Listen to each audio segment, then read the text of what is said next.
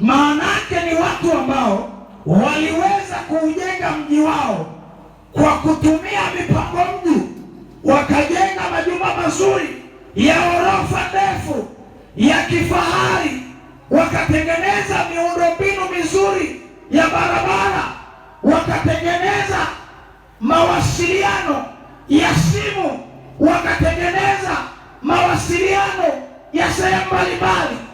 Mji wa Rumi ukajengeka, ukaonekana ni mji wa kifahari. Bwana Yesu asifiwe. Walitengeneza mashule mazuri, kila mtu akaishi maisha aliyoyaona kwamba ni maisha ya furaha. Wakaendelea zaidi, wakatengeneza majumba makubwa ya ibada mazuri kabisa, yaliyoonekana ya kifahari. Hiyo ilikuwa ni mipango mizuri. Kwa hiyo Paulo alipokuwa anafika mji wa Rumi, alipoutazama alikuta ni mji ambao una watu ambao wamejiandaa sawa sawa kwa habari ya maendeleo ya kimwili. Maanake walijenga nyumba nzuri, walitengeneza barabara nzuri, walitengeneza mashule mazuri, wakatengeneza na nyumba za ibada nzuri, zikaonekana za kifahari, tena majengo makubwa kabisa. Lakini kilichomshangaza Paulo ni pindi alipoangalia akagundua, pamoja na kwamba watu wa Rumi walijiandaa kwa habari ya uchumi, wakajiandaa vizuri kwa habari ya elimu, wakajiandaa vizuri kwa habari ya maendeleo, wakajiandaa vizuri kwa habari ya utaratibu na ujenzi mzuri wa ibada. Kilichomshangaza ni pindi alipogundua ya kwamba wale watu hawakujiandaa kwa habari ya ibada yenye maana inayoweza ikampendeza Mungu. Halo, halo.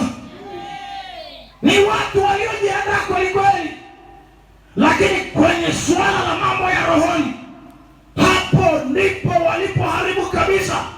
Kwa hiyo Paulo akaachilia neno la ushauri kwa watu wa Rumi ya kwamba ninawasihi kwa huruma zake Mungu, ni kweli mmeandaa vizuri, mmetengeneza kila kitu kikawa salama, lakini mkasahau ya kwamba maisha yenu, miili yenu, kuenenda kwenu kunahitaji kumtukuze Mungu katika maisha yenu. Haleluya!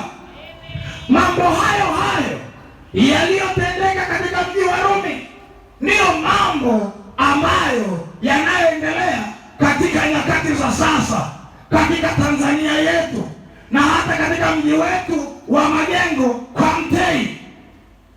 Halo, niwape hongera. Kila nilipokuwa ninatembea nimeona majumba mazuri, hongera kwa ujenzi. Nilipokuwa ninatembea nimeziona biashara nzuri, hongereni kwa biashara na Mungu aendelee kuwainua. Nilipokuwa ninatembea nimeona mawasiliano mbalimbali, kuna umeme, kuna maji, kuna barabara, kuna soko, kuna na mashule, kuna na vituo vya polisi. Yaani huduma zote za kijamii zipo vizuri. Tuwapigie makofi watu wa Majengo na viongozi wao. Haleluya, haleluya. Wamejenga vizuri, nyumba za ibada zinapendeza, lakini kilichonishangaza, kilichonivunja moyo, kilichoniumiza ni namna watu ambavyo hawajajiandaa kimwili, kisaikolojia kwa habari ya kumfanyia Mungu ibada yenye maana katika maisha yao. Halo, hawajajiandaa. Kwa nini? Kwa sababu hata wakati wa usiku, maana yake tulilala jana Jumamosi, leo ni siku ya kuamka ya Jumapili. Kila mtu anakimbilia sehemu ya ibada, lakini saa 8 za usiku nimesikia watu wanakamatana huko nje, wanavurugana kama vimbwa, wananyang'anyana watoto, yani wanaongea vitu vya ajabu. Nikajiuliza nikasema, wamegeuka kuwa paka usiku wa manane, saa 8 9 kasoro. Sisi tunamshukuru Mungu kwa kutuandaa kwa ajili ya kwenda ibada, watu wananyang'anyana watoto saa 8 za usiku. Hivi mtoto wangu takuvunja neno. Halo, hawajajiandaa, hawajui hata kuna ibada.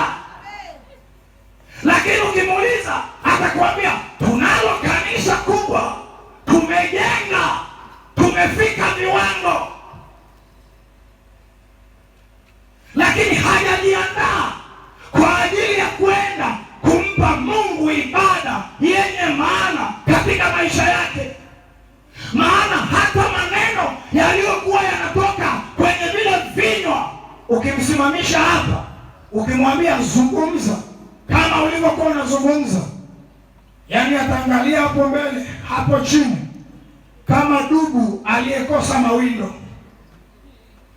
Halo, halo, halo. Sasa ninataka nikushauri mtu wa majengo, ninataka nizungumze na wewe kama ndugu, ninataka nizungumze na wewe kama rafiki, ninataka nizungumze na wewe kama mtu ninayetaka ufike mahali uelewe ni kwa nini upo, umetoka wapi, unaishi wapi, ni wapi unakusudia kwenda. Paulo anawaangalia watu wa Rumi, anawaambia vizuri kabisa, ninawasihi kwa huruma ya kwamba fikeni mahali muelewe ya kwamba mwili huu tulio nao tumepewa kama zawadi, ili tumtukuze nao Mungu, ili tufike mahali tuweze kumfanyia Mungu ibada yenye kuleta maana ya utukufu wa Mungu. Tuko sawa sawa?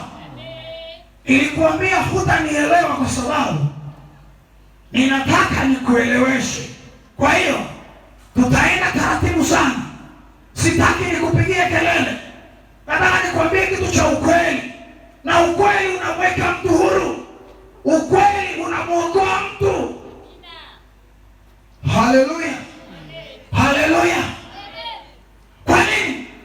Kwa sababu tumefika kwenye wakati ambao tunaweza tukaiheshimu tu nyumba ya ibada, tunaweza tukaheshimu tu pale ambapo tunakoabudia, lakini hatujafika mahali ambapo ni pa kujiheshimu sisi binafsi, kuiheshimu miili yetu, kuheshimu roho ambayo ni ya thamani, iliyoumba kwa sura na kwa mfano wa Mungu, na inategemewa ya kwamba irudi kwake yeye aliyeiumba na ipokee mshahara wa siku zote iliyokaa hapa duniani.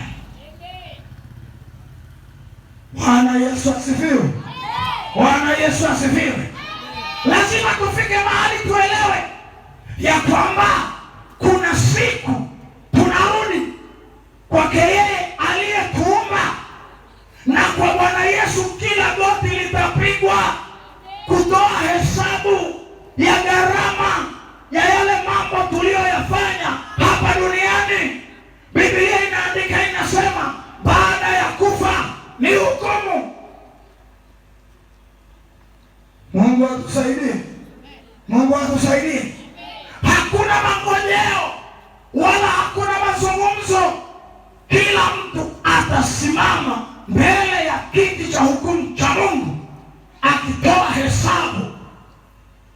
Na kama mbinguni kungekuwa na kuombeana na kutengeneza mazungumzo ya kubadilisha hukumu, basi kusingekuwa na jehanamu, kwa sababu hakuna jambo lisilozungumzika mbele za Mungu.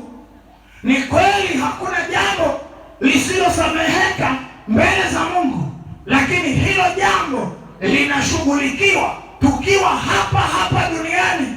Ukishaondoka kwenye uhai wa mwili, hakuna matengenezo mengine mbinguni.